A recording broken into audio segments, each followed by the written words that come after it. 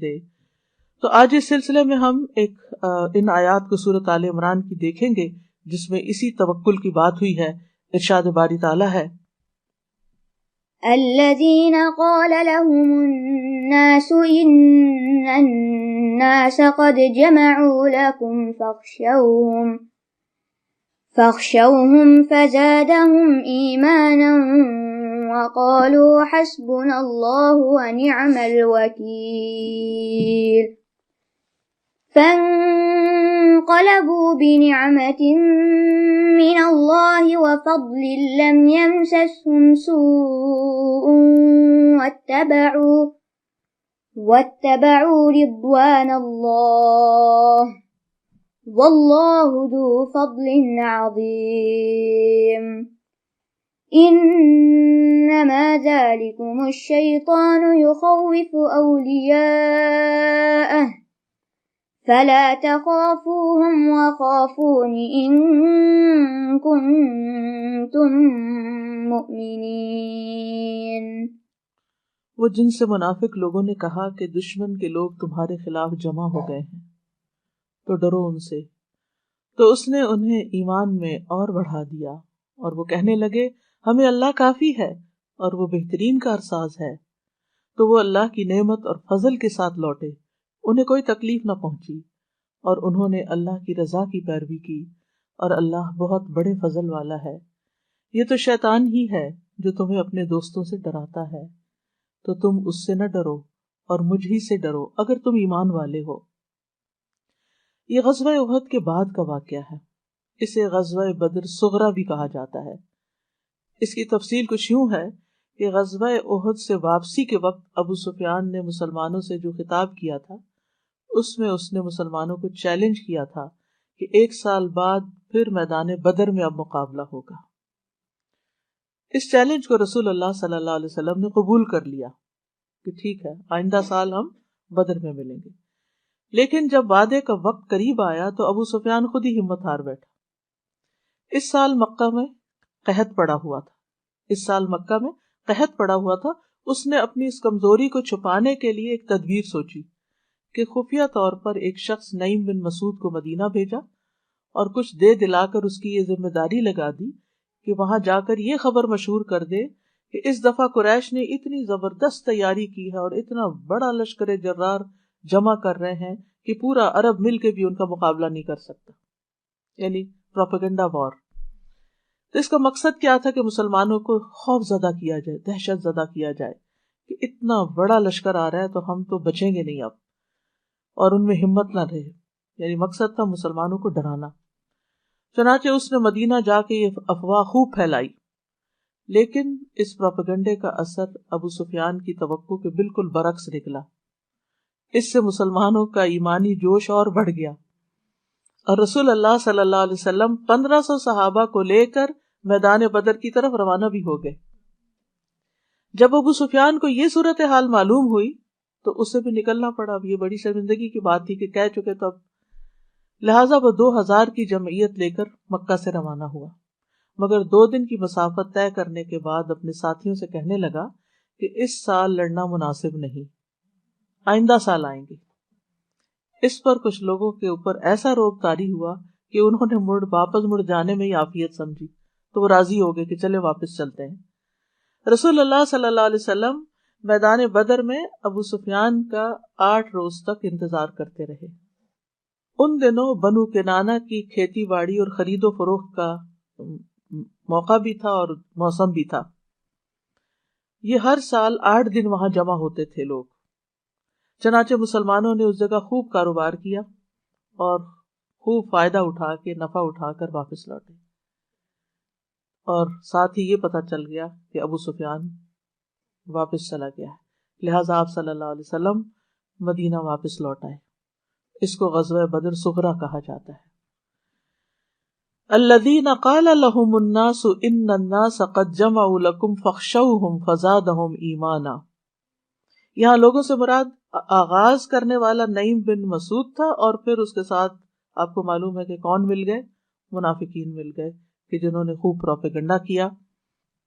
انہوں نے جب یہ سنا ان الناس قد جمعوا لكم فاخشوهم کہ ان سے ڈرو، لوگ آ رہے ہیں، تو انہوں نے بزدلی کا مظاہرہ نہیں کیا. انہوں نے اپنے ارادوں کو اور مضبوط کیا، اللہ پر مزید بھروسہ کیا، اللہ سے دعائیں کی اور اپنی عبادت کو اللہ کے لیے اور خالص کیا. نتیجہ کیا نکلا؟ فزادہم ایمانا، ان کا ایمان اور بڑھ گیا.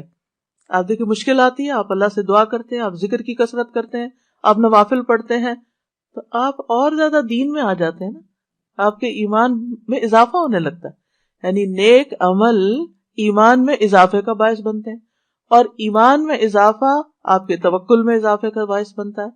تو اس طرح بندہ مومن کے لیے ہر آزمائش اور تکلیف اللہ کے قرب کا ذریعہ بن جاتی، وہ اللہ تعالیٰ سے اور قریب ہو جاتا ہے، کیونکہ وہ اللہ تعالیٰ سے تھوڑا غافل ہو رہا تھا، بھولا ہوا تھا، تھوڑا اور دنیا میں لگ رہا تھا، تو اللہ تعالیٰ نے اس کو مشکل میں ڈال کے اس کو اپنی طرف راغب کر لیا، اور یہ چیز اس کے لیے اور فائدے کی ہو گئی. یعنی دشمن تو ہمیشہ چاہتا نا کہ نقصان پہنچا کر اس کو گرا دے اپنے اوپوننٹ کو، لیکن جس کے ساتھ اللہ کی ذات ہو وہ گرتا نہیں ہے، وہ اس شر میں سے بھی خیر پا لیتا ہے، وہ اس تکلیف میں بھی راحت پا لیتا ہے، وہ صبر سے کامیابی پا لیتا ہے اور اجر عظیم پا لیتا ہے. تو بہرحال اس آیت سے بھی پتہ چلتا ہے کہ ان کا ایمان اور بڑھ گیا، جس سے پتہ چلتا ہے کہ مختلف واقعات ہماری زندگی میں یا ایمان کے بڑھانے کا ذریعہ بنتے ہیں یا ایمان گھٹانے کا بنتے ہیں. مشکل جو ہے، تکلیف جو ہے، منافق کے ایمان میں کمی کر دیتی ہے، لیکن مومن کا ایمان مشکل کے وقت اور بڑھ جاتا ہے. وَقَالُوا حَسْبُنَا اللَّهُ وَنِعْمَ الْوَكِيلُ، اور وہ کہنے لگے کہ ہمیں اللہ ہی کافی ہے اور وہ بہترین کارساز ہے. یعنی اسباب تھوڑے ہیں ہمارے پاس، افراد تھوڑے ہیں ہمارے پاس، لیکن ہمارے ساتھ اللہ جو ہے، اور جس کے ساتھ اللہ ہو اس کے لیے کسی چیز کی کمی نہیں ہوتی. حسبنا اللہ ونعم الوکیل. حسب کا مطلب ہوتا ہے کافی ہونا، کفایت کرنا. یعنی مسلمان اس بات پر ایمان رکھتا ہے کہ اللہ تعالیٰ اپنی قدرت، اپنی عظمت، اپنے جلال اور اپنی بے پایاں رحمت کے ساتھ بندے کو ہر اس چیز سے کافی ہے جو اس کو پریشانی میں ڈالے ہوئے ہے. جو بھی اس کو مصیبت آئے یا کوئی بھی، تو وہ اللہ کی تدبیر سے، اللہ کی قوت سے ہر خطرہ ٹل سکتا اور وہ پریشانی دور ہو سکتی ہے. جس سے مومن کو ڈر لگتا ہے اور جس سے وہ دشمن سے ڈرتا ہے جو مومن کو نقصان دینا چاہتا ہے، تو اس طرح مومن اللہ پر بھروسہ کر کے اپنے آپ کو ایک حفاظت میں پاتا ہے اور اس مشکل سے بچ بھی جاتا ہے اور اس کے برے نتائج سے بھی بچ جاتا ہے. ونعم الوکیل کا مطلب ہے کہ میں اس رب کی تعریف کرتا ہوں، کتنا اچھا کارساز ہے. تعریف ہو رہی ہے نا اللہ کی کہ جو ہمیں کافی ہے، جو ہماری ضرورت کو پوری کر دے گا، جو ہماری مشکل کو آسان کر دے گا. ابن قتیبہ کہتے ہیں کہ وکیل کا معنی ہے کفیل. انسان کے مال میں اس کا کفیل وہ ہوتا ہے جو اس کی کفالت کرتا ہے، اس کی حفاظت کرتا ہے، اس کو قائم رکھتا ہے. خطابی کہتے ہیں کہ وکیل وہ ہوتا ہے جو بندوں کے رزق اور اس کی مصلحتوں کی ضمانت دینے والا ہو. تو اللہ سبحانہ وتعالیٰ تمام جہانوں کی حفاظت کا ذمہ دار ہے. نعم الوکیل اللہ تعالیٰ کی تعریف کا کلمہ ہے کہ اللہ تعالیٰ ہی حفاظت کرنے والا ہے.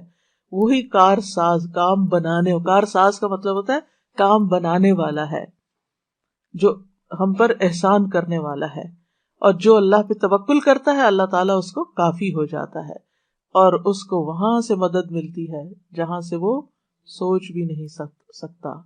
اور اس طرح اجر و ثواب بھی بڑھتا ہے، درجات بھی بلند ہوتے اور دنیاوی مشکلات بھی حل ہو جاتی ہیں.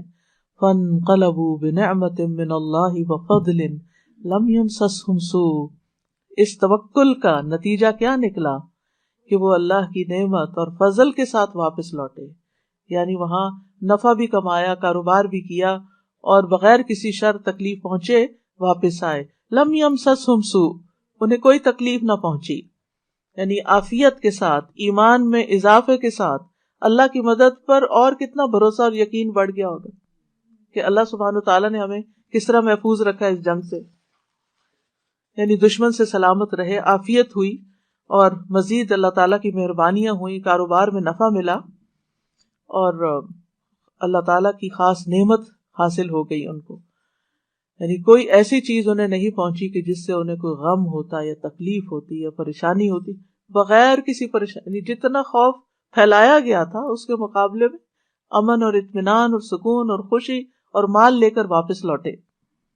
واتبعوا رضوان اللہ، اور اس سے بڑی چیز کیا حاصل کی کہ انہوں نے اللہ کی رضا کی پیروی کی، یعنی اللہ کی اطاعت کی. کوئی ایسا کلمہ منہ سے نہیں نکالا، کوئی ایسی بات نہیں منہ سے نکالی کہ جس سے اللہ ناراض ہو، بلکہ اور زیادہ اللہ کا ذکر کیا. واللہ ذو فضل عظیم، اور اللہ تو بہت بڑے فضل والا ہے. یعنی اللہ کے فضل کو تو کوئی شمار ہی نہیں کر سکتا. اللہ کا فضل بہت زیادہ ہے، بہت بڑا. اور صحابہ پر تو ہر لحاظ، ان صحابہ پر تو اللہ کا فضل بہت ہی بڑا رہا کہ اللہ کی رضا بھی حاصل ہو گئی، جنگ کی سختی بھی نہ رہی، دشمن بھی مرعوب ہو گیا کہ مسلمان ایسے بزدل نہیں ہے، وہ جھوٹے پراپیگنڈے ان پہ اثر نہیں کرتے، اور پھر مالی فائدے بھی ہوئے. یعنی ہر طرح کی کامیابیاں، مادی، روحانی، جسمانی، ہر طرح کے فائدے لے کر واپس آئے. پھر فرمایا انما ذالکم الشیطان یخوف اولیاءہ فلا تخافوہم وخافون ان کنتم مؤمنین. یہ تو دراصل شیطان ہے جو اپنی پیروی کرنے والوں کو ڈراتا ہے. نفس کے بعد شیطان دشمن ہے انسان کا، کہ جو ایسے مواقع پر انسان کو خوف زدہ کرتا ہے، اس کے دل میں وسوسے ڈالتا ہے. تو ایمان والے اللہ سے ڈرتے ہیں، کسی اور سے نہیں ڈرتے. یعنی شیطان کے دوستوں مشرکین سے ڈرنے کی ضرورت نہیں ہے، بلکہ اس کے مقابلے میں صرف اللہ کا ڈر ہی کافی ہے، اور یہی پسندیدہ خوف ہے. اور ایسا خوف کہ جو انسان کو اللہ کے حرام کردہ کاموں سے روک دے. یعنی اللہ کا خوف کیوں ضروری ہے؟ کہ جس کی وجہ سے انسان غلط کاموں سے بچ جائے. تو بہرحال یہ حسبنا اللہ و نعم الوکیل بہت بہترین دعا ہے جو خوف، ڈر، گھبراہٹ، پریشانی کے موقع پر انسان کو کثرت سے پڑھنی چاہیے پورے یقین کے ساتھ. اور یہ حقیقت ہے کہ جو سچے دل سے پوری سچائی کے ساتھ اللہ پر بھروسہ کر لیتا ہے تو اللہ تعالیٰ اس کے معاملات کے لیے کافی ہو جاتا ہے، اس کی دین دنیا کی پریشانیوں میں کفایت کرتا ہے. آزمائشیں انعامات بن جاتی ہیں، اور محتاجی دولت مندی بن جاتی ہے، اور پریشانیاں خوشی میں بدل جاتی ہیں. ایمان میں اضافہ ہو جاتا ہے، یقین بڑھ جاتا ہے. تو جب انسان کو کوئی فائدہ ہو اس وقت بھی پڑھنا چاہیے حسبنا اللہ و نعم الوکیل. کوئی نقصان درپیش ہو اس موقع پر بھی یہی پڑھنا چاہیے. ابن عباس کہتے ہیں اس کلمے کو ابراہیم علیہ السلام نے اس وقت کہا تھا جب انہیں آگ میں ڈالا گیا تھا، اور یہی کلمہ محمد صلی اللہ علیہ وسلم نے اس وقت کہا جب لوگوں نے ان کو ڈرانے کے لیے کہا تھا کہ لوگوں نے تمہارے خلاف فوج جمع کر لی ہے. اور اسی کلمے کی وجہ سے ابراہیم علیہ السلام کو کفایت ملی تھی. قالوا حرقوه وانصروا آلهتكم ان كنتم فاعلین قلنا یا نار کونی بردا وسلاما علی ابراہیم وارادوا به کیدا فجعلناهم الاخسرین. انہوں نے کہا اسے جلا دو اور اپنے معبودوں کی مدد کرو کیونکہ یہ ان کے خلاف ہے. اگر تم کچھ کرنے والے ہو، ہم نے کہا اے آگ تو ابراہیم پر سراسر ٹھنڈک اور سلامتی والی بن جا. انہوں نے اس کے ساتھ ایک چال چلنے کا ارادہ کیا تھا، ہم نے انہی کو سب سے زیادہ انتہائی خسارے میں ڈال دیا. دنیا کے اعتبار سے بھی ناکام ہوئے اپنی چال میں، اور آخرت میں بھی ناکامی ان کے منتظر ہے. تو اس سے ان باتوں سے یہ پتہ چلتا ہے کہ مصائب مومن کے ایمان میں اضافہ کے لیے آتے ہیں. لوگ عام طور پر سوال کرتے ہیں کہ کیسے پتہ چلے کہ یہ ہمارے لیے کوئی آزمائش ہے یا ہمارے لیے کوئی مصیبت ہے. تو اگر کوئی چیز آپ کے ایمان، یعنی کوئی بھی تکلیف آپ کے ایمان میں اضافے کا ذریعہ بن جاتی ہے تو وہ آزمائش ہے کہ اللہ سبحانہ وتعالیٰ آپ کے ایمان میں آپ کو ترقی دینا چاہتا ہے. اور اگر وہ پہلے سے بھی گیا ایمان تو پھر تو وہ آپ کے لیے مصیبت ہی مصیبت ہے. پھر اسی طرح یہ ہے کہ جو سچے مومن ہوتے ہیں وہ دشمنوں کے جمع ہونے اور دشمنوں کی چالوں سے نہیں گھبراتے، وہ فوراً اللہ کی پناہ لیتے ہیں. ایک اکیلے اللہ کو اپنے لیے کافی سمجھتے ہیں جو سارے دشمنوں پر حاوی ہے، سب پر بھاری ہے. جب ان پہ کوئی مشکل آتی ہے تو کیا کہتے ہیں؟ انا الی اللہ راغبون، ہم اللہ کی طرف رغبت کرنے والے ہیں. اور پھر جس کے ساتھ اللہ ہو، اگر پوری دنیا بھی اس کو چھوڑ جائے نا، ماں باپ، دوست احباب، رشتے دار، ہسبینڈ وائف، جو بھی چھوڑ دے، اس کو فرق نہیں پڑتا. کہتے اللہ ہے نا، جس اللہ نے یہ پہلے میرے لیے سارے انتظام کیے تو وہ دوبارہ بھی کر دے گا. تو اس کا خوف نکل جاتا ہے، کیونکہ وہ جانتا ہے کہ اللہ بہت بڑے فضل والا ہے. وہ آتا نا ہجرت کرنے والوں کے لیے، وَمَن يَخْرُجْ مِن بَيْتِهِ مُهَاجِرًا إِلَى اللَّهِ وَرَسُولِهِ ثُمَّ يُدْرِكْهُ الْمَوْتُ فَقَدْ وَقَعَ أَجْرُهُ عَلَى اللَّهِ. دنیا میں بھی غنائم ملتے ہیں اور آخرت کے لیے بھی اجر مقرر ہو جاتا ہے. اسی طرح ایک اور دعا جو نبی صلی اللہ علیہ وسلم کو سکھائی گئی، فَإِن تَوَلَّوْا فَقُلْ حَسْبِيَ اللَّهُ لَا إِلَٰهَ إِلَّا هُوَ عَلَيْهِ تَوَكَّلْتُ وَهُوَ رَبُّ الْعَرْشِ الْعَظِيمِ. پھر بھی اگر وہ منہ موڑ لیں، یعنی آپ کی بات نہ سنیں، منہ موڑ لیں، تو آپ کہہ دیجئے اللہ مجھے کافی ہے، اس کے سوا کوئی معبود نہیں، اسی پر میں نے بھروسہ کیا، توکل کیا، اور وہ عرش عظیم کا رب ہے، بہت بڑا رب ہے. یہ بہت بابرکت دعا ہے. اس کو کرنے کے لیے اللہ سبحانہ تعالیٰ نے نبی صلی اللہ علیہ وسلم کو اس وقت حکم دیا جب آپ لوگوں کے پاس ہدایت لے کر آئے، صراط مستقیم لے کر آئے، حق لے کر آئے، لیکن انہوں نے اس سے اعراض برتا، منہ موڑ لیا. جو کچھ آپ انہیں سکھانا چاہتے تھے انہوں نے انکار کر دیا، اس نصیحت اور حق کو قبول نہیں کیا جو آپ انہیں کر رہے تھے. اب آپ سوچئے، کسی بھی آپ ایسی سچویشن میں ہوتے ہیں، آپ دوسرے کے لیے خیر اور بھلائی چاہتے ہیں، آپ اس کو اچھا مشورہ دے رہے ہیں، آپ اس کی خیرخواہی کے لیے اس کو کوئی نصیحت کر رہے ہیں، آپ اس کو دین کی طرف بلا رہے ہیں، وہ آپ سے منہ موڑ لیتا ہے، آپ کو چھوڑ دیتا ہے. بعض اوقات ایسا بھی ہوتا ہے، اور آپ سب نے ایکسپیرینس کیا ہوگا کہ جو ہی آپ اللہ کی طرف زیادہ ہوئے، آپ کے دنیا والے دوستوں نے آپ کو چھوڑنا شروع کر دیا کہ یہ تو اب ان کا تو رستہ ہی بدل گیا ہے. اور پھر بعض اوقات کئی تعلقات ایسے ہوتے ہیں نا جن کی کمپنی میں انسان بڑا خوش ہوتا ہے، بچپن سے دوست ہوتے ہیں، بہت سی چیزیں ہوتی ہیں، تو ان کے جانے کا کچھ غم بھی ہوتا ہے انسان کو، اور ان کے ساتھ کچھ فائدے بھی وابستہ ہوتے ہیں. لیکن ایسے میں انسان اپنے آپ کو تنہا محسوس نہ کرے. اتنا پیارا کلمہ اللہ نے سکھا دیا کہ اگر یہ دوسرے لوگ منہ موڑ جائیں تو پھر کیا کرو؟ یہ کہو حسبی اللہ ونعم الوکیل، مجھے اللہ کافی ہے. اور آپ دیکھیے کہ اس میں صرف نان مسلم شامل نہیں، اس میں صرف دین سے دور بھاگنے والے شامل نہیں، اس میں بعض اوقات آپ کے بڑے اپنے بھی شامل ہوتے ہیں کہ آپ کسی بعض اوقات خاندان میں ایسی سچویشن ہو جاتی ہے کہ سارے ایک بات کہہ رہے ہوتے ہیں اور آپ ایک بات کہہ رہے ہوتے ہیں اور آپ ہی صحیح بات کہہ رہے ہوتے ہیں، لیکن وہ ان کی سمجھ میں نہیں آتی اور الٹا آپ کے خلاف باتیں بنانا شروع کرتے تھے، اور آپ اپنے آپ کو بالکل تنہا محسوس کرتے ہیں کہ شاید میں ہی غلط ہوں. نہیں، آپ غلط نہیں ہوتے، لیکن ان کو آپ کی بات سمجھ نہیں آ رہی. تو وہ جو ایک تنہائی کا سا یا لونلی نیس کا یا ایک اکیلے پن کا احساس ہوتا ہے، کوئی بھی میرے ساتھ نہیں، کوئی بھی میرا ساتھ نہیں دے رہا، کوئی بھی میری مدد نہیں کر رہا، کوئی بھی مجھے سپورٹ نہیں دے گا، تو پھر دل نہیں ٹوٹنا چاہیے. کوئی بات نہیں، اللہ ہے نا، اللہ کافی ہے مجھے. اگر اللہ کی نظر میں میری یہ بات، میرا یہ فیصلہ، میرا یہ کام درست ہے تو مجھے کسی کی بھی پرواہ نہیں ہے. تو انسان غنی ہو جاتا ہے، اللہ اس کو بے پرواہ کر دیتا ہے، اللہ اس کے دل سے غم دور کر دیتا ہے، اللہ لوگوں کے چھوڑنے کا غم اس سے ہٹا دیتا ہے. تو کوئی بات نہیں.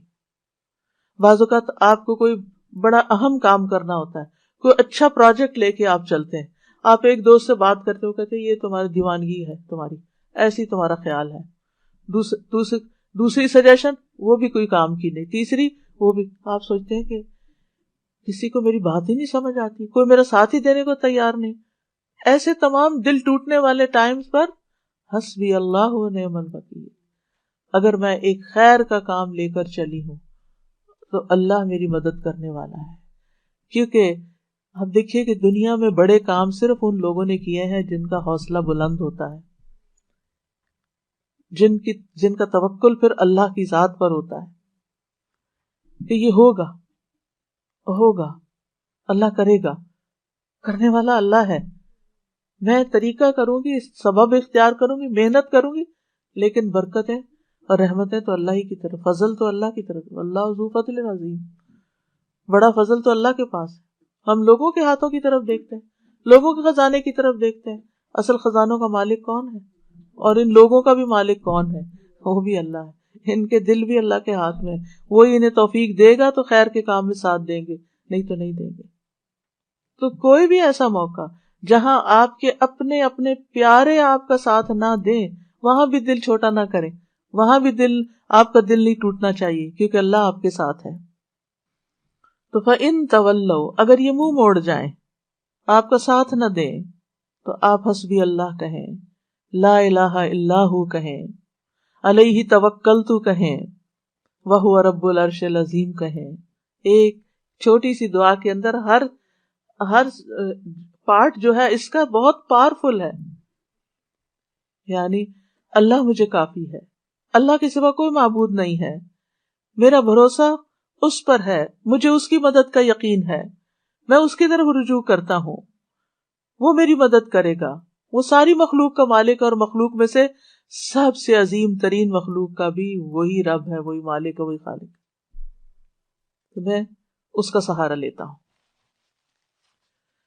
تو یہ ان مبارک دعاؤں میں سے ہے جن کے پڑھنے کا اللہ تعالیٰ نے خود نبی صلی اللہ علیہ وسلم کو قل کہہ کے حکم دیا، آپ کہیے، آپ پڑھیے، یہ آپ کو فائدہ ہوگا۔ ایسے تھوڑی کہ اللہ تعالیٰ کے پڑھیے اور پڑھتے ہوئے چھوڑ دیں اور پھر اس پرواہ نہ کریں، کیسے ہو سکتا ہے؟ جو چیز اللہ تعالیٰ نے خود سکھا دی اس سے بہتر کیا ہو سکتا ہے کہ یہ آپ کو فائدہ دے گا۔ آپ دیکھیے کہ بعض اوقات بہت ساری چیزیں انسان کو ڈراتی ہیں، فیوچر کا خوف ہوتا ہے، جادو کا، ٹونے کا، اس کا اس کا، وہ جن، شریر، دشمن، رات کا اندھیرا ڈراتا، پتہ نہیں کیا کیا چیزیں انسانوں کے خوف، یعنی بہت سی چیزیں خوف دلاتی ہیں انسان کو، تمہارا کیا بنے گا، تمہارا کوئی فیوچر نہیں، تو تمہارے بڑھاپے کا ساتھی کون ہوگا، تمہاری اولاد تمہیں نہیں پوچھتی، تمہارا شوہر تمہیں نہیں پوچھتا، تمہارے لیے رزق کا کوئی سبب نہیں، کئی چیزیں انسان کو شیطان ڈراتا رہتا ہے نا۔ ایسے سارے موقعوں پر حسبی اللہ، جب تک اللہ ہے نا میری زندگی میں، کسی چیز کی کمی نہیں، کیونکہ اسباب بھی وہ مہیا کرتا ہے، دعائیں بھی وہ قبول کرتا ہے، عبادت بھی اسی کے لیے ہے، اور وہ سب کچھ کر سکتا ہے، کیا فکر کی ضرورت ہے؟ توکل کریں، بھروسہ کریں۔ ابو درداء کہتے ہیں کہ جو شخص یہ دعا صبح و شام 7 دفعہ پڑھے، اللہ تعالیٰ اسے تمام فکروں سے کافی ہو جاتا ہے، ساری فکر اس کی ختم ہو جاتی ہے۔ اور جب آپ پڑھیں نا تو اس طرح سوچ کے پڑھیں، حسبی اللہ لا الہ الا ہو علیہ توکلت وہو رب العرش العظیم۔ جو بھی کام آپ کرنا چاہیں، جو بھی نیکی کا کام آپ کرنا چاہیں، کیونکہ کچھ لوگوں کا حال یہ ہوتا ہے جب ان سے کچھ بھی کہا جاتا ہے نہیں کر لو، کہتے ہیں میں نہیں کر سکتا، آئی ڈونٹ تھنک کہ میں کس قابل ہوں، میں کس قابل نہیں، مجھ سے نہیں ہوگا، میرا نہیں خیال میں کر پاؤں گی، مجھے نہیں لگتا کہ میں یہ پڑھ پاؤں گی یا وہ کر لوں گی۔ ایسے جملے ہی زبان سے نہ نکالیں،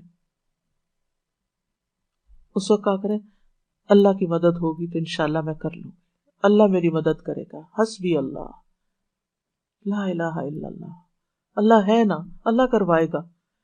مشکل سے مشکل وقت، انہونی چیزیں، اور جب آپ کو اللہ کا سہارا مل جاتا ہے نا، آپ تنہا نہیں ہوتے، اور جب آپ تنہا نہیں ہوتے، اکیلے نہیں ہوتے، تو آپ کو غم ختم ہو جاتا ہے، آپ کی زندگی سے غم رخصت ہو جاتا ہے، ٹھیک ہے۔ آپ کو ہے کہ قریب و مجیب، آپ یقین کریں دل بھر کے کلمات پڑھے نا، یوں پوری مجھے تو اپنے سینے میں ایک ٹھنڈک محسوس ہوتی، یعنی میری ایک فیلنگ، فزیکل فیلنگ بھی میری بدل جاتی، وہ قریب ہے، اس سے زیادہ تو کوئی قریب ہمارے ہو ہی نہیں سکتا۔ ہم انسانوں کو قریب سمجھتے ہیں، نہیں، وہ تو ان کی تو اپنی بہت سی مشکلات ہیں، وہ تو اپنے لیے بھی کافی نہیں ہے، ہمارے لیے کہاں ہوں گے؟ اور پھر میری دعاؤں کو بھی وہ سننے والا ہے، اس لیے مجھے کس بات کا فکر ہو، کس بات کا غم. تو یہ دعا دین و دنیا کی پریشانی دور کرنے کا ذریعہ ہے. ہر مصیبت سے کفایت کرتی ہے جو بندے کو پریشان کرتی ہے. اسباب اختیار کرنے کے بعد اللہ پر بھروسہ کرنا ہی کامل توحید ہے. اللہ پر توکل کرنا اللہ کے کافی ہونے کا سبب ہے. اور یہ کلمہ توحید جو ہے نا، لا الہ الا ہو، اس کی بنا پر انسان کو دنیا اور آخرت میں نجات ملتی ہے. آخرت میں جنت کی کنجی بھی یہی ہے، توحید خالص. اور جب مشکل میں آپ نے سب کو چھوڑ دیا نا، صرف اللہ کو پکڑا، تو آپ کی توحید پکی ہو گئی. اور پھر آپ نے اس دعا میں توحید، توکل اور اللہ کے رب ہونے کا وسیلہ پکڑا. اور کبھی یہ دعا جو ہے طلب کی بجائے خبر کے صیغے میں بھی مانگی جاتی ہے، مطلب صرف اللہ کے بارے میں اچھا گمان اپنا رکھنے کو. تو یہ توکل ہے کیا چیز؟ تھوڑا سا اس پہ بات کر لیتے ہیں. توکل کا مطلب ہوتا ہے اپنی بے بسی کا اظہار کرنا اور اپنے علاوہ کسی دوسرے پر اعتماد کرنا. میں کمزور ہوں، میرے پاس کچھ نہیں، سبھی تو ہی سب کچھ ہے.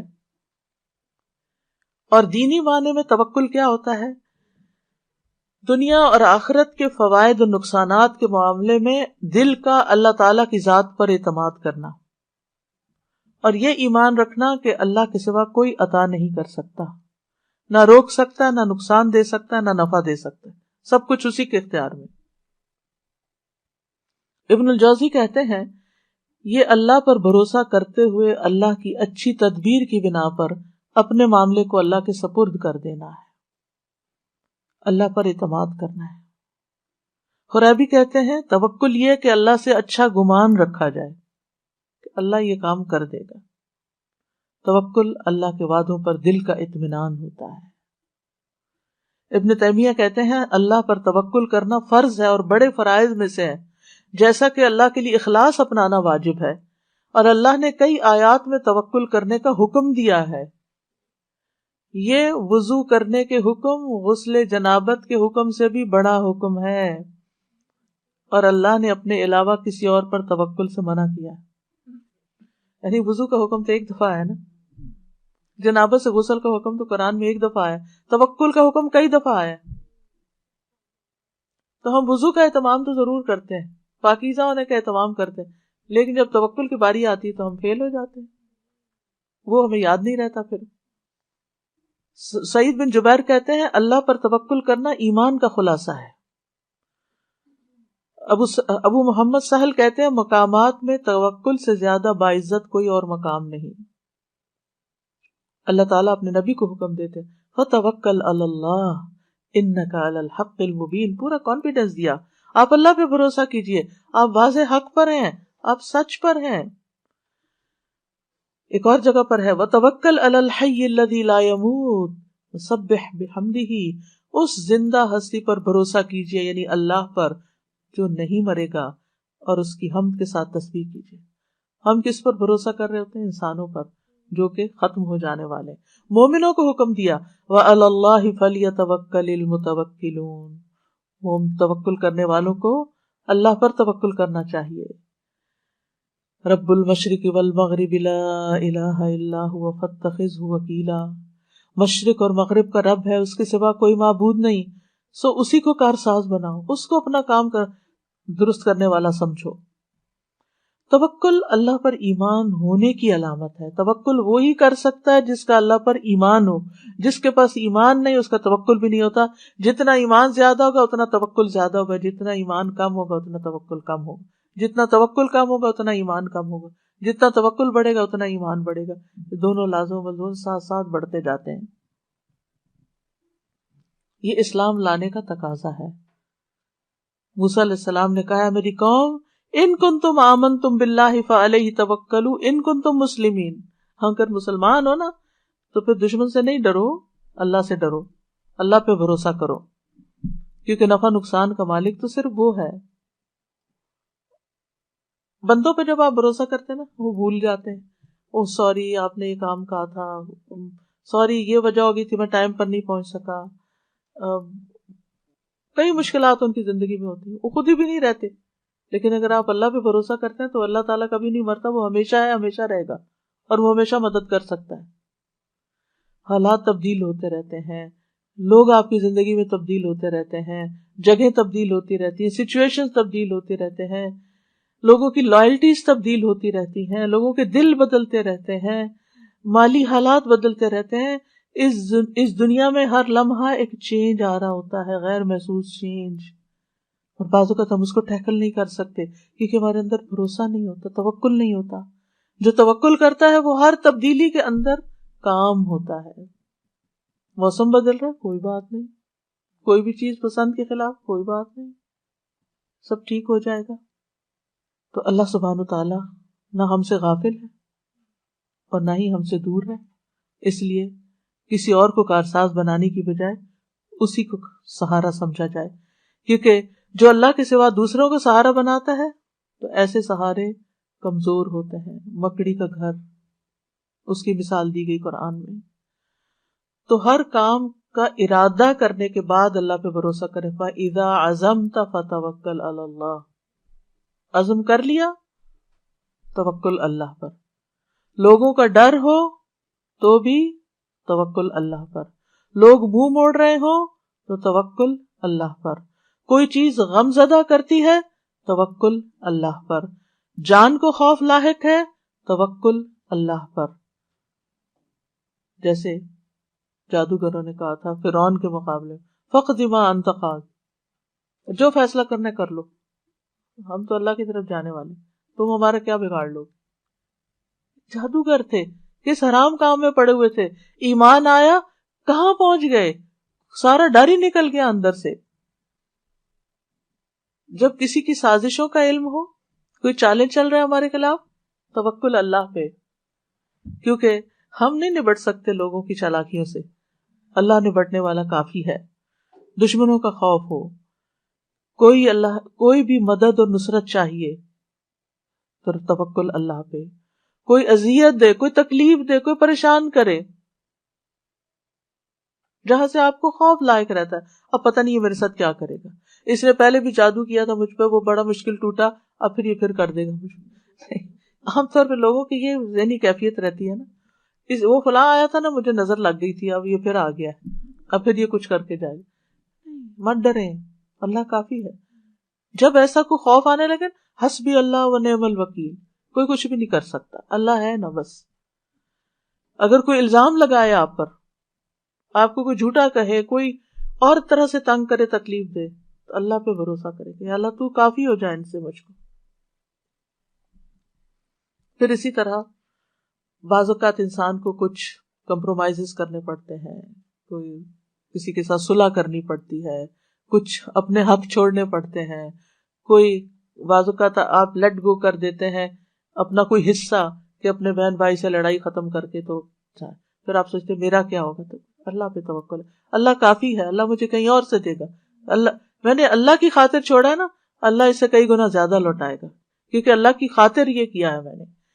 پھر اسی طرح کوئی بدشگونی ہوتی ہے، کتنی چیزیں ہیں بدشگونی کی جسے لوگ ڈراتے ہیں، کالی بلی سے، پتہ نہیں اور کس سے، یہ رستہ کاٹ گئی، وہ فلاں نظر آ گیا، وہ ان ساری بدشگونیوں کا مقابلہ بھی جہاں سپرسٹیشنز ہو، جہاں وہم، کیونکہ بعض لوگوں کو وہم ہی کھایا جاتا ہے، ہونا ہمانا کچھ نہیں ہوتا، یہ ان کا صرف خیال ہوتا ہے، یہ نہ ہو جائے میں گھر سے نکلی ہوں گاڑی لے کر، پتہ نہیں کوئی ایکسیڈنٹ نہ ہو جائے، یہ جہاز پہ بیٹھنے لگی ہوں، پتہ نہیں اس کا کریش ہی نہ ہو جائے، یعنی کوئی نہ کوئی ایسی باتیں انسان کے دل میں شیطان ڈالتا رہتا ہے کہ جس سے وہ انجوائے کرنے کی بجائے اس سچویشن کو صرف خوف زدہ رہتا ہے۔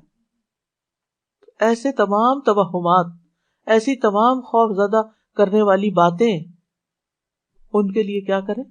اللہ پہ توکل کریں۔ پھر اسی طرح آخری زمانے کے جو فتنے ہیں، دجال کا آنا ہے، ان سب مواقع پر بھی اللہ پر بھروسہ، اللہ کا دامن تھامیں، اللہ کی طرف رجوع کریں۔ جب نبی صلی اللہ علیہ وسلم نے ایک موقع پر دجال کے بارے میں لوگوں کو آگاہ کیا تو آپ نے فرمایا کہ جب وہ یہ دعویٰ کرے گا نا کہ میں تمہارا رب ہوں، تو جو شخص یہ کہہ دے کہ تو ہمارا رب نہیں، ہمارا رب تو اللہ ہے، ہم اسی پہ توکل کرتے ہیں، اسی کی طرف رجوع کرتے ہیں، اور ہم تیرے شر سے اللہ کی پناہ میں آتے ہیں، تو اس کو اس پر تسلط حاصل نہیں ہوگا، وہ اس کو نہیں پکڑ سکے گا. اس وقت بھی ربنا اللہ علیہ توکلنا والیہ انبنا نعوذ باللہ من شر کا، یہ اگر کوئی پڑھ لے گا تو دجال اس کا کچھ نہیں بگاڑ سکے گا.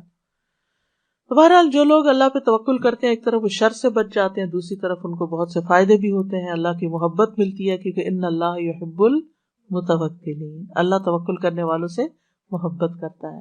اللہ ان کو کافی ہو جاتا ہے. وَمَن يَتَوَكَّلْ عَلَى اللَّهِ فَهُوَ حَسْبُهُ، جو اللہ پہ توکل کرے گا اللہ اسے کافی ہوگا. وَتَوَكَّلْ عَلَى اللَّهِ وَكَفَى بِاللَّهِ وَكِيلًا، اللہ پہ بھروسہ کریں، اللہ کافی ہے کارساز، پھر آپ کو اس کے سوا کسی کی مدد کی ضرورت بھی نہ رہے گی. توکل انسان کو بہادر بنا دیتا ہے، توکل انسان کو مستقبل کے خوف سے بچاتا ہے، اینگزائٹی سے بچاتا ہے. کیونکہ اینگزائٹی میں یہی ہوتا ہے نا، پتہ نہیں ابھی کیا ہوگا، پتہ نہیں ابھی ہوگا کہ نہیں، پتہ نہیں آگے بے قراری.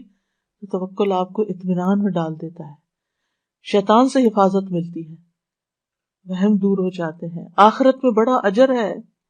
وَلَأَجْرُ الْآخِرَةِ أَكْبَرُ لَوْ كَانُوا يَعْلَمُونَ الَّذِينَ صَبَرُوا وَعَلَى رَبِّهِمْ يَتَوَكَّلُونَ، اور آخرت کا اجر تو بہت بڑا ہے، کاش وہ جانتے ہوتے، جن لوگوں نے صبر کیا اور اپنے رب پر ہی بھروسہ کرتے ہیں، ان کے لیے آخرت میں بہت بڑا اجر ہے، کیونکہ انہوں نے ہر موقع پر اپنی توحید خالص کر لی، اللہ پہ بھروسہ کر لیا، اللہ پہ بھروسہ کر لیا.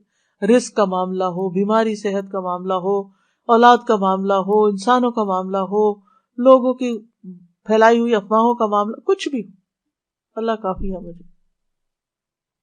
یعنی ایسے لوگ زندگی میں سب سے زیادہ پرسکون ہوتے ہیں جو اپنے معاملات اللہ کے سپرد کر دیتے ہیں. تو اس لیے کوئی بھی چیز جب آپ کے دل میں گھبراہٹ ذرا سی بھی ڈالے، فوراً پڑھے حسبنا اللہ و نعم الوکیل، یا حسبی اللہ و نعم الوکیل، حسبی اللہ لا الہ الا ہوا علیہ توکلت وہو رب العرش العظیم.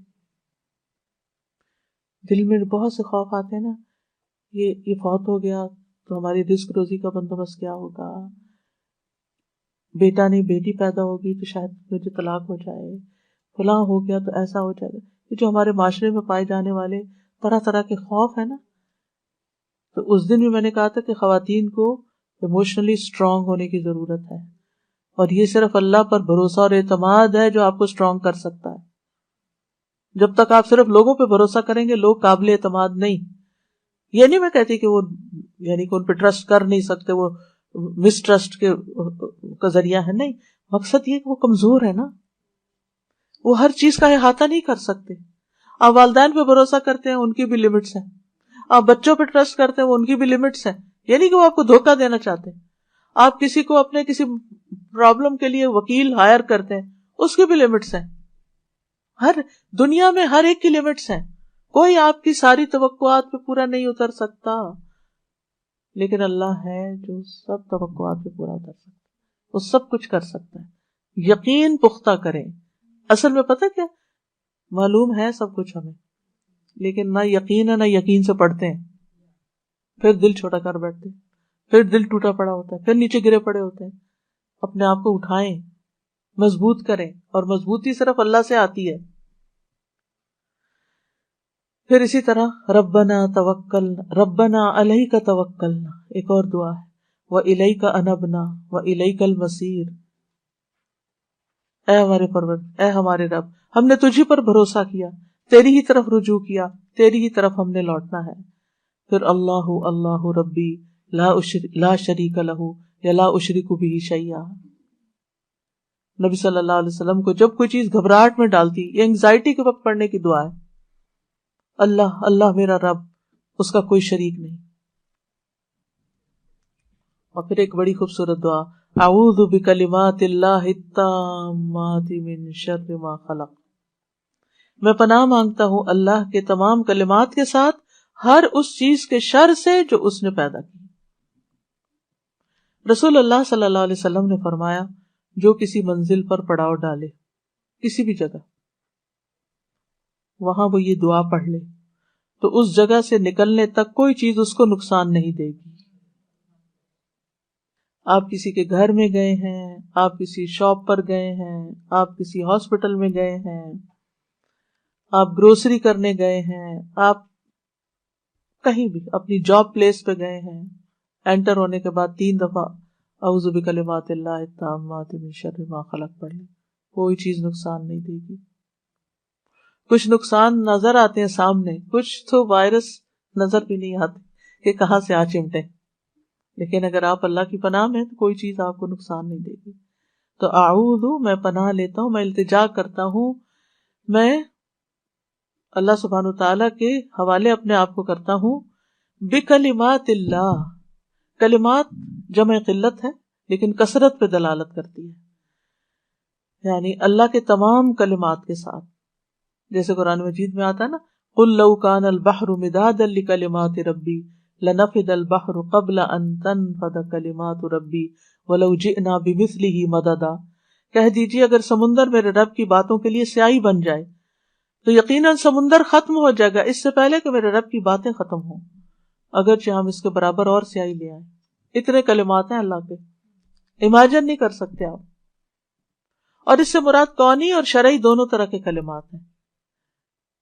کلمات سے مراد قرآن مجید بھی لیا گیا ہے جس میں شفا ہے، وہ اللہ کا کلام ہے، اور اللہ کا کلام صرف قرآن نہیں ہے، اس کے علاوہ بھی جتنے اس کے احکامات نازل ہوتے رہتے ہیں ساری مخلوق پر، وہ سارے بھی اللہ کے کلمات ہیں۔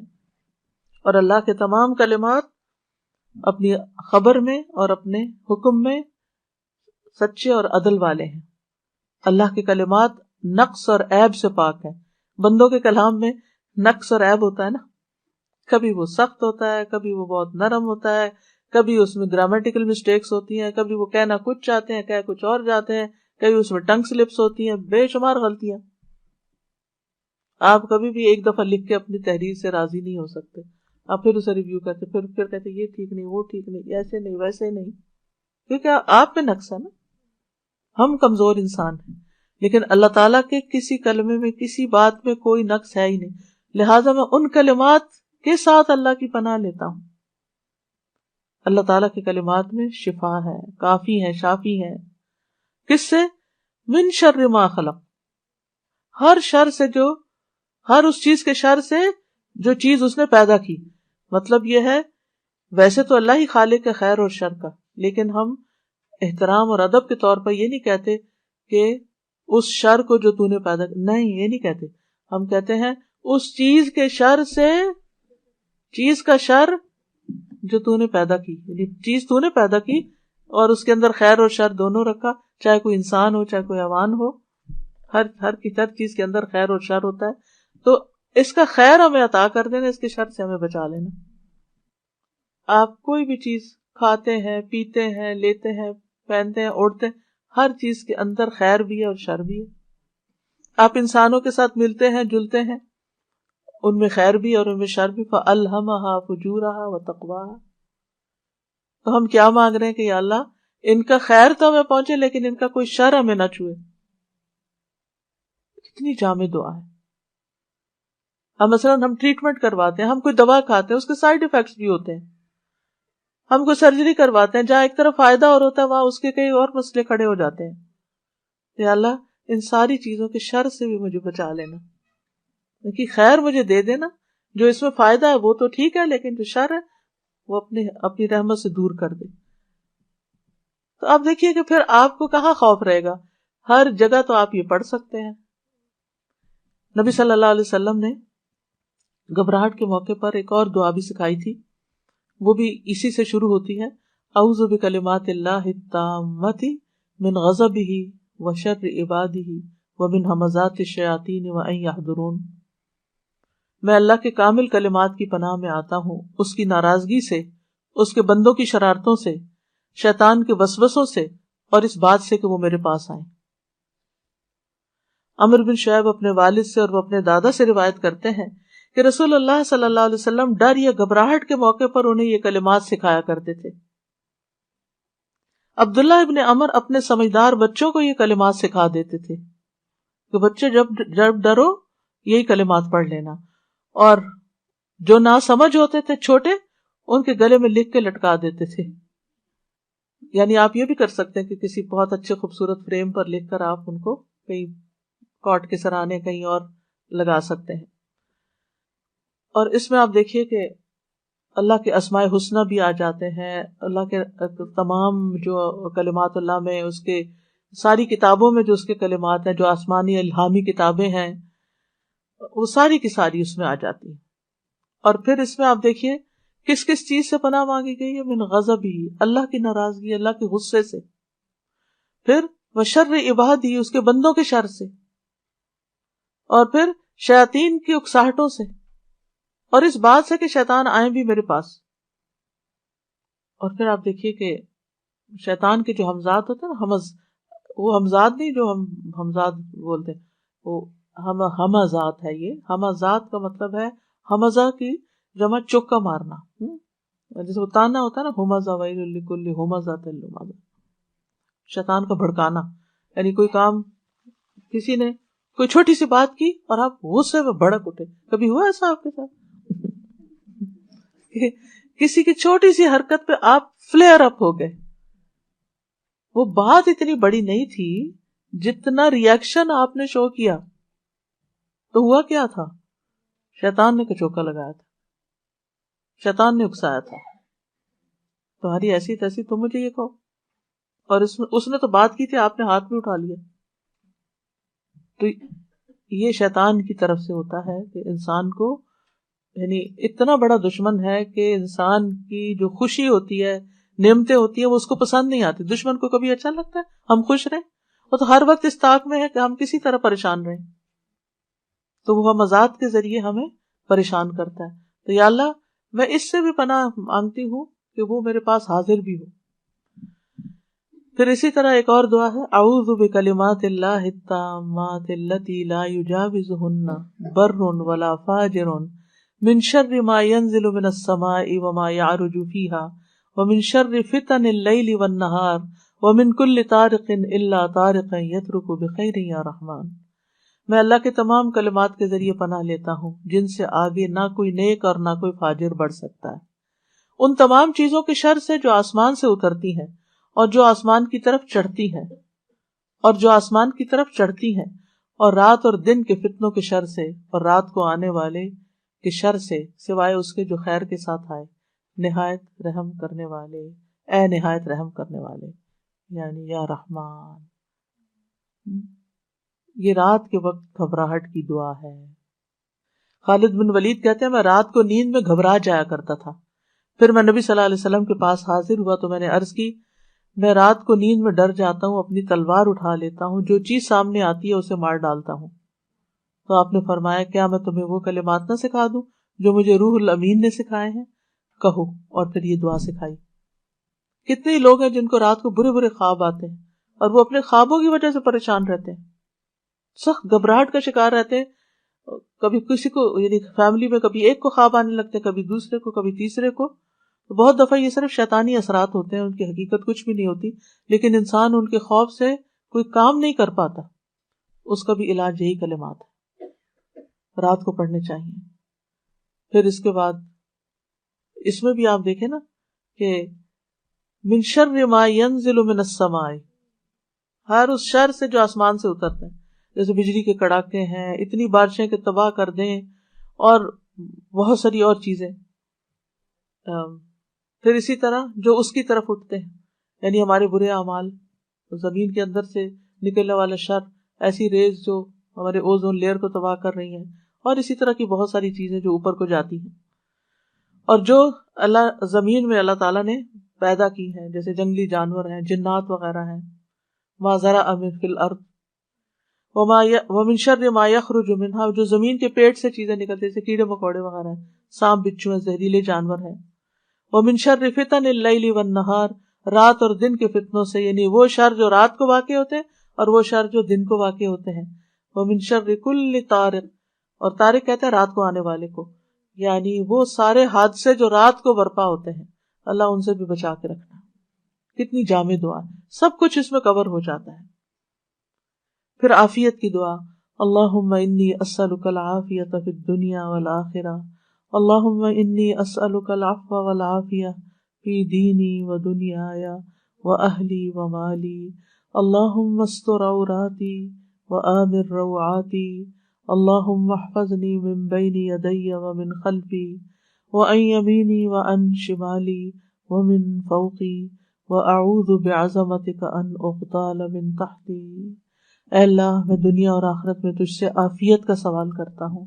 اے اللہ میں تجھ سے اپنی دنیا اور دین، اپنے اہل خانہ اور مال کے متعلق درگزر اور عافیت کا سوال کرتا ہوں۔ اے اللہ میرے عیبوں پر پردہ ڈال دے اور خوف سے مجھے امن عطا کر دے، خوف سے امن عطا کر دے۔ اے اللہ آگے پیچھے دائیں بائیں اور اوپر کی جانب سے میری حفاظت کر دے، اور میں تیری عظمت سے تیری پناہ میں آتا ہوں کہ مجھے نیچے سے اچک لیا جائے، یعنی زمین میں دھسنے سے مجھے بچا لے۔ اسی طرح ابن عمر سے روایت ہے کہ رسول اللہ صلی اللہ علیہ وسلم صبح اور شام کی ان دعاؤں میں سے کسی دعا کو ترک نہ کرتے تھے، یعنی صبح کی دعاؤں میں بھی یہ دعا لازم پڑھتے اور شام کی دعاؤں میں بھی یہ پڑھتے تھے۔ پھر اسی طرح اللہم لک اسلمت وبک آمنت وعلیک توکلت والیک انبت وبک خاصمت اللہم انی اعوذ بعزتک لا الہ الا انت ان تضلنی انت الحی الذی لا یموت والجن والانس یموتون۔ اے اللہ میں نے تیری فرما برداری کی، تجھ پر ایمان لایا اور تجھ پر بھروسہ کیا اور تیری طرف رجوع کیا اور تیری ہی مدد سے جہاد کیا۔ اے اللہ میں تیری عزت کے ذریعے پناہ مانگتا ہوں، تیرے سوا کوئی معبود نہیں کہ تو مجھے گمراہ کرے، تو زندہ ہے جسے موت نہیں، اور جن و انس سب مر جائیں گے۔ پھر اسی طرح اللہم انت عضدی و نصیری بک احول و بک اصول و بک اقاتل۔ اے اللہ تو میرا بازو و مددگار ہے، تیری ہی مدد سے میں چلتا پھرتا ہوں اور حملہ کرتا ہوں اور لڑائی کرتا ہوں۔ حضرت انس کہتے ہیں رسول اللہ صلی اللہ علیہ وسلم جب کسی غزوے پہ جاتے تو یہ کلمات پڑھا کرتے تھے۔ اسی طرح شیطان اور دشمن اور ہر شر سے بچنے کے لیے بھی یہ پڑھی جائے۔ اللہ اکبر ایک اور، یعنی یہ دعا دشمن کے خاص طور پر یا ظالم کے غلبہ پانے کے ڈر سے یہ پڑھی جائے۔ اللہ اکبر، اللہ اعز من خلقہ جمیعا، اللہ اعز مما اخاف واحذر، اعوذ باللہ الذی لا الہ الا هو الممسک السماوات السبع ان یقعن علی الارض الا باذنہ من شر عبدک فلان وجنودہ واتباعہ واشیاعہ من الجن والانس اللہم کن لی جارا من شرہم جل ثناؤک وعز جارک وتبارک اسمک ولا الہ غیرک۔ ربنا تقبل منا انك انت السميع العليم وتب علينا انك انت التواب الرحيم وصلى الله تعالى على خير خلقه محمد وعلى آله واصحابه واهل بيته اجمعين برحمتك يا ارحم الراحمين الہی آمین۔ سبحانك اللهم وبحمدك اشهد ان لا اله الا انت استغفرك واتوب اليك استغفرك واتوب اليك۔ اللهم